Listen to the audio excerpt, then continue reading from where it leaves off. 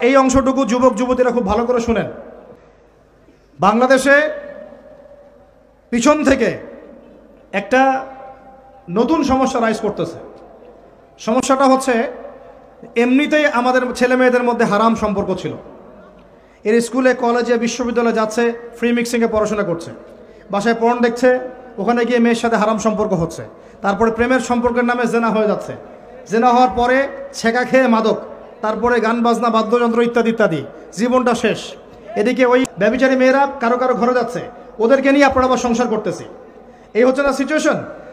একজনের 5টা গার্লফ্রেন্ড, একজনের 4টা গার্লফ্রেন্ড, আরেকজনের 3টা বয়ফ্রেন্ড, 4টা বয়ফ্রেন্ড। এই ধাপগুলো পার হয়ে হয়ে এরা সংসারের জীবনে আসতেছে, যখন বয়স হয়ে যাচ্ছে 25-30। অমুসলিম ছেলে মুসলিম মেয়ের সাথে প্রেম করতেছে, বলতেছে ভালোবাসার আবার ধর্ম কি? তুমি আমি একে অপরকে মহব্বত করি, ভালোবাসি, এর মধ্যে ধর্ম আসবে কেন? বলছে তুমি আমার ধর্মে দীক্ষিত হয়ে যাও, অথবা আমি তোমার ধর্ম কবুল করে মুসলমান হয়ে যাব। এই মিথ্যা কথাগুলো প্রলোভন দিয়ে এখানে ওখানে পার্কে নিয়ে গিয়ে, চটপটে ফুচকা খাওয়ায়, কফি শপে নিয়ে গিয়ে, এভাবে আস্তে আস্তে আস্তে আস্তে মেয়েদেরকে লাইনে নিয়ে আসতেছে।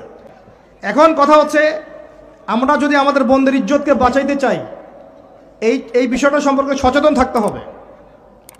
মেয়েদেরকে ফুসলিয়ে ফাসলিয়ে এভাবে প্রেমের জালে ফেলে শেষমেশ বেডে নিয়ে গিয়ে ধর্ষণ বা গণধর্ষণ করে মেয়ের ওই ওভারির মধ্যে ওদের বীর্যপাত করে দিয়ে ওই ছেলেটার কোনো খবর পাওয়া যায় না, লাপাত্তা হয়ে যায়।